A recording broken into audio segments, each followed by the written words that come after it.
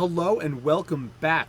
Once again, it is time for the golden age of DC Comics 365 days, where I take this beloved hardcover coffee table book given to me about 2 decades ago by one of my best friends. It's been surfing my coffee table ever since, and it's been a constant source of great comic book conversation, the style of which we used to have in the comic book shops. And I want to recreate that here, today, now, with you. So thank you so very much for tuning in. The golden age of DC Comics runs between 1938 and 1955. The Silver Age begins in 1956 and ends in 1970. The Bronze Age, 1970 to 1985.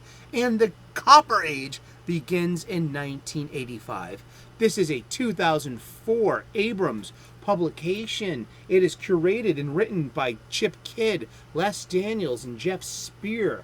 There is a link to the Amazon page in the description. If you would like your own copy, you can play along at home. It'll look great on your coffee table, and it makes a great gift for a geek. I know. Haha. I just want to say hi, and I hope you're having an awesome day. I hope you're clobbering your problems and not being clobbered by them. And I always open the show with a minute called the Escapism Caveat. Activism is very important. Activists should be respected. The world is in trouble. The living creatures on it need help. But over the past several years or so, activists have been invading our fandom spaces and using lousy tactics. They've become bullies, in my humble opinion. This is my opinion. That they've invaded our spaces and they're trying to use our fandoms as their platforms to disseminate their narrative messages. And it doesn't matter about our characters, our lore, our history, our feeling of group unity, or even our non-delusional parasocial relationships with these beloved characters. None of that matters. All that matters is that they take advantage of us and use us as their platform. Only we can stand up to bullies. And you know it's just as important as activism? Escapism. The ability to leave behind this world's problems just for a few minutes in a day. Where else are we going to do that? I mean, we can do that in our fictions, in our comic books, in our art, in our sports, in our video games, and in our churches. And these are all places where activism has become pervasive and kind of toxic, because we have a joke. It wasn't toxic until you guys got here. You know? So activism has a space. It has a place. Maybe it can stay in its lane. I don't want to have this feeling of compassion fatigue because, oh gosh, they're at it again. Oh gosh, what do they want now? Oh boy. I have needs too. Nobody, geez. I mean, let's rise up and not take bullying and not be called terrible things because we don't want to intersect the world's problems in our escapism. I mean, we need a break from this stuff. And that's all I gotta say. Thank you so very much for listening. Now let's get back to the book. Yeah, show notes, huh?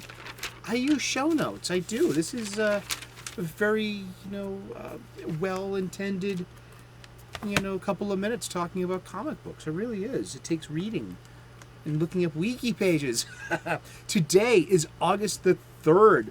This is story by Jerry Siegel, art by Ed Dobrokta, from Superman number 22, June of 1943.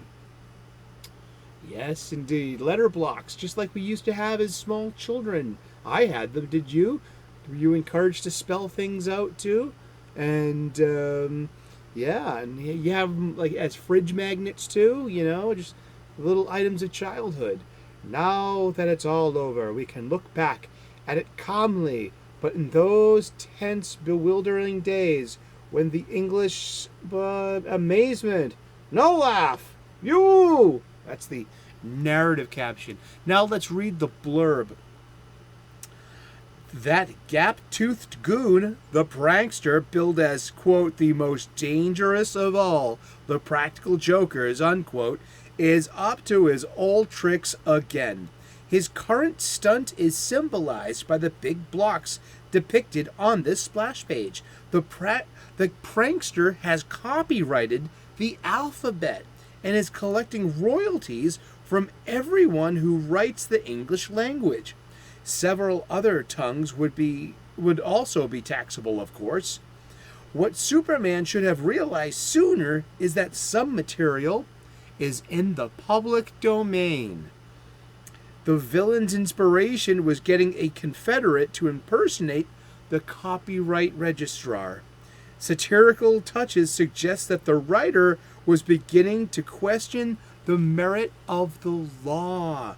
That's funny because Jerry Siegel and Joe Shuster have had, and their estates especially, have had their, let's call it the jousting at windmills with a big corporation, such as National Publications, which became DC Comics, which sold to this one, which sold to that one, and eventually sold to Warner Brothers, and then to other bigger bigger entities. But I believe DC right now is still a part of Warner Brothers and has been since I think the late 70s and early 1980s. See, that's a story in itself that I'll check out someday. What are they going on? What is the public domain? Where have I heard this before? And how does it apply to comic books? And, well, let's read from the wiki real quick, all right? Public domain. This is all legalese as well. I am not an attorney. I have no aptitude for these long-winded legal things. I was a paralegal for a week in an office. That's why I'm a chef. You know? What color is your parachute? The public domain consists of all the creative work to which no exclusive intellectual property rights apply. Those rights may have been expired, been forfeited, expressly waived, or maybe inapplicable. You know, there are things before certain dates. There are copyrights that expire, such as Superman's copyright, I believe, expires in 2032, and you can write your own Superman story. Yeah, you might have to wait over time for other aspects of Superman to have lost their patent or their copyright if DC hasn't successfully, re-upped that copyright, But I'm looking this stuff up. There's a list of public domain comic books: Ace McCoy, the Ace of Space, Ace Powers, Airboy, the Atomic Thunderbolt, the Banshee. I have never heard of these comics either, but they're all old comic books. They're all just adventure stories. They're all escapism, and there's Buckskin, America's Defender of Liberty, Captain Flash, Captain Victory, the Crusader, the Eye Seas, Funny Man, and the list goes on and on. Then there's some copyrighted characters with public domain comics, such as Archie Comics, Blue Beetle, Captain Atom, Phantom Lady, Plastic Man, The Question, The Ray, Shazam, and The Spirit. And most of those are DC comics as of now, because every Blue Beetle, Atom, Phantom Lady, Plastic Man, The Question, The Ray, and Captain Marvel for Shazam were all either Quality Comics or Fawcett Comics and Charlton Comics that got bought out by DC over the years. Yeah, and looking at the useful notes of the public domain page here is this weird page at TV tropes, and they're talking about the definitions of public domain, and but they use a term I've never heard before. And you know how I like to talk about the different ages of comic books, and how I found out by doing some real good research that in the Overstreet Price Guide, which is a great standard to have that at the end of the golden age of comics, they consider it the atom age or the atomic age. It goes from 1945 to 1955. The decline of superhero comic books, the advent of the Western and the horror and the kiddie stuff, and then which comes to a head with the Comics Code Authority seal in 1955 being voluntarily adopted by comic book publishers, and Showcase number 4 in 1956, October 1956, debuting the Silver Age, Flash, Barry Allen. And then it was a new age of comic books. But it's called, they refer to it as the interregnum.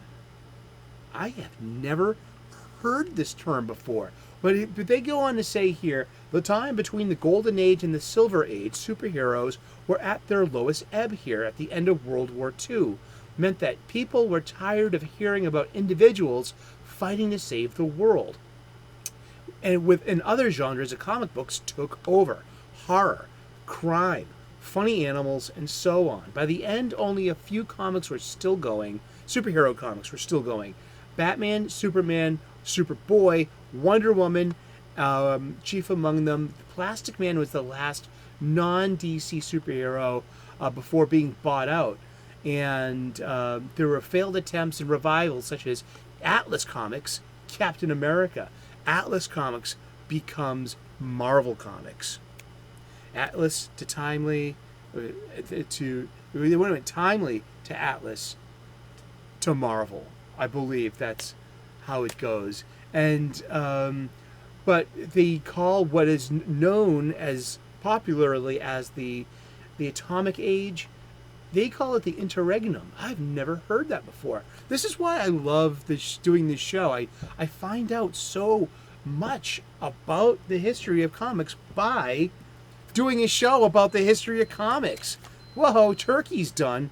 But it has a really good note here that something I didn't know. That the Martian Manhunter appeared in his own. It was introduced in 1954, 2 years before the Flash. So there could be just a little bit of not. There's not just a clean break between the Golden and Silver Age as much as I originally thought.